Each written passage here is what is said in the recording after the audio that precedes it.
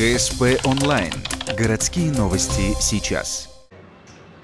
Вторник, 9:00, на пульт пожарной охраны поступил сигнал возгорания в торговом центре.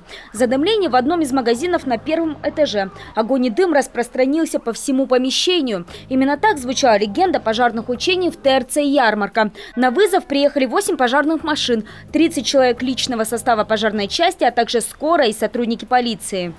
Учения вообще у нас проводятся планово на все объекты, производственные, с массовым пребыванием людей, школы, здравоохранение, торговые центры и так далее. В принципе, как бы учения планово, но они и тоже отчасти приурочены к событиям, которые произошли в Кемерово, чтобы еще раз дополнительно отработать, проверить состояние наших объектов.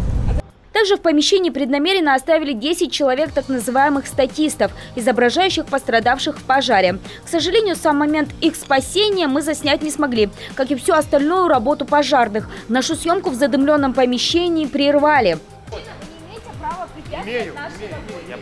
У нас эвакуация, вы что?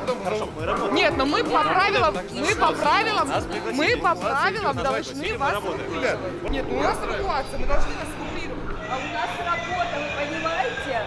Руководству торгового центра мы предложили объяснить действия охраны в контексте препятствования работы СМИ. Это неправомерно. Вначале, согласившись, на момент второго прибытия съемочной группы в ярмарку записать комментарии на камеру нам отказались. Точно так же, как и отказались зарегистрировать наше обращение присутствовавшие на учениях сотрудники МВД. Но согласно закону о СМИ, я имею право работать на этом месте. Ну, то есть вы отказываетесь помогать нам? Ну, потому что нарушается закон Российской Федерации. Закон о СМИ.